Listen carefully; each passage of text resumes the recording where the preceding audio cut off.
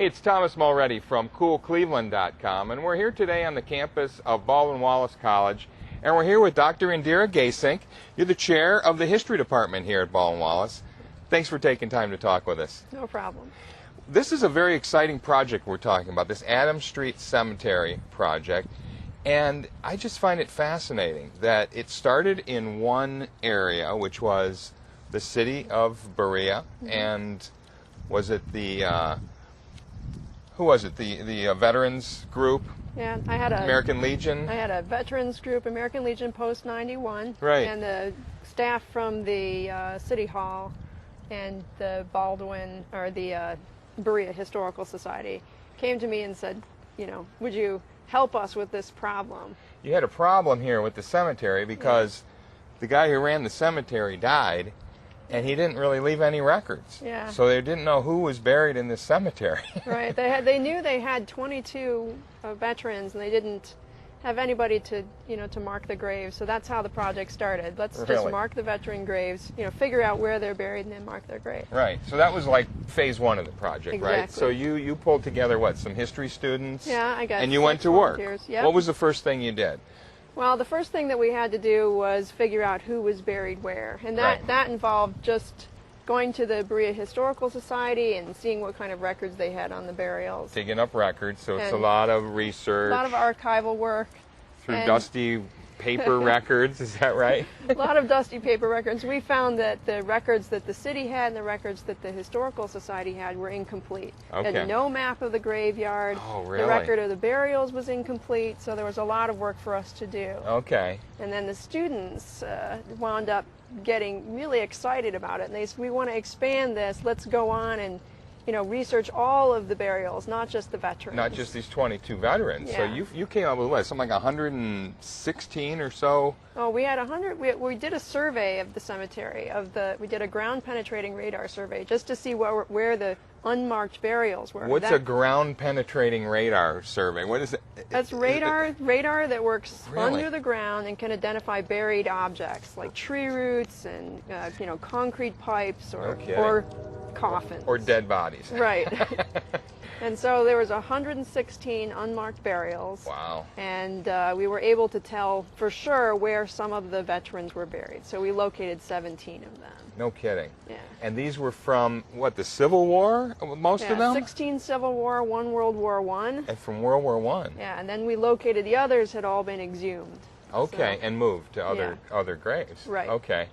Why were these unmarked? I mean, why? This is just in the guy's head, the gravekeeper who died. Why wasn't any of this written down?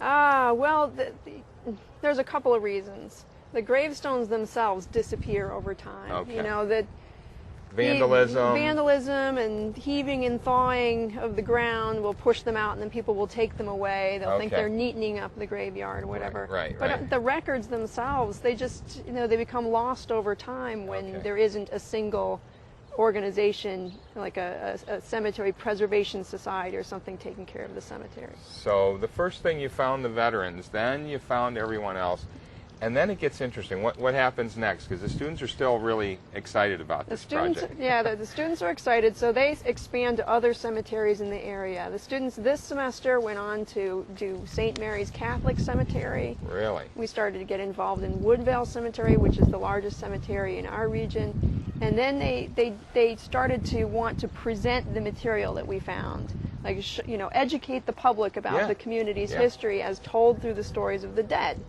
And so the first thing we did was create an online database of all the information. The second thing that we did was an exhibit at the Berea Historical Society, and now we're writing a play on the history of the town, as told through the stories of the dead. So you got together with Jack Wingett, who's he's a legend in these parts. He's been around for so long in the theater department here. He's a director of a lot of our short plays and things on Berea's campus. And he put a sort of a collaborative project together between theater students and the history students, right? And yeah. what did they decide to do? So they decided to continue researching.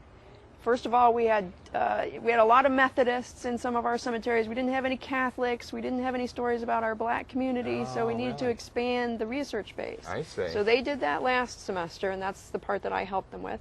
And then this semester they wrote the play. So they're turning it into a play. Yeah, and now they're going to perform it.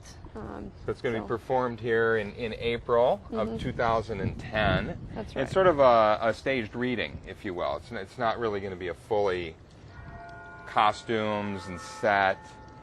Yeah, I don't know if they've determined that yet. Okay. We did tell them they had to memorize their parts. They do. Oh, Yeah. So a little more than a staged reading. Yeah. You know what else is cool? They really ended up becoming experts in other areas. They learned tree coring from biology to measure how old things were. Yeah. Didn't you get somebody to come in and do a workshop on how to fix the gravestones themselves? Because it was too expensive to try to get them repaired? Yeah, professional restoration was too expensive. So we did have Jonathan Appel, he's a national phenomenon in the grave restoration business, came in and did a workshop. And we had about 25 participants, from students to local professionals and local faculty, participate in that. So just like in the real world, if you can't afford it, you figure out how to do it yourself. Yeah. Which they did, right? Yeah, they did, and it was students who arranged this and students who put it on. So from start to finish, it's all been student inspired, and we've just sort of been trying to come up with venues in which they could, they could make it happen. Use their passion, and then you can bring the skills to them. They created, through the communications department, a walking tour of the cemetery. A walking tour brochure. That was the history department, but yeah, we did that. And geology, they did what, stone typing, so they could match the different stones that were still around? Yeah, we tried to integrate a lot of science into this when we could. So that's where the tree coring came in, and the stone typing. Sabina Thomas, who's our geologist on campus, came in and showed us how to do that, so we could match the fragments to the bases that were sitting around. Unbelievable. And it goes further. You're training volunteers now to do interviews, right, of some of the veterans that are still around, doing oral history and including that in the project? The oral history project started when we realized that there were people who lived near the cemetery who could tell us something about it. Right. And so Molly Swiger, who's in the communications department, and I put together a group of students to go ahead and interview these people who were involved in the cemetery. That expanded to area veterans. Wow. It expanded to the area's Polish community, and now we're thinking about expanding it to the BW alumni and faculty. And then this guy, Ben Buggs, right? Benjamin Bugg. Tell me about him, because he had the idea that you don't have enough on African Americans in this community, right? That's right. We were doing the history of the Polish community, and he came forward and said, well, how about a history of Berea's black community? He's a 92-year-old resident of Berea who came here with the original migration of black families from the South. And he said, I'm willing to tell you my story. And so we've got a whole group of students working just on his story and the history of the African American community in Berea. That is so amazing. And again, you've got these resources, these people who are still around. They're still alive, and a lot of them, their minds are still sharp. They can remember and pull these things together. Oh, yeah. What's this meant to you? How has it meant, as a history professor, chair of the department here, what has this project done for you? Well, I'm a historian of the Middle East. Okay. When I first got involved in this, I was like, what am I doing? I know nothing about the Midwest. This is the Midwest. So one of the things it's done is vastly expanded my knowledge of American history, local history. Yeah. That's been fascinating for me. But the biggest win for me is that it's a project that students get really excited about. Yeah. And this is something that every history professor wants to have happen. That the students understand that history is something that is lived. That's right.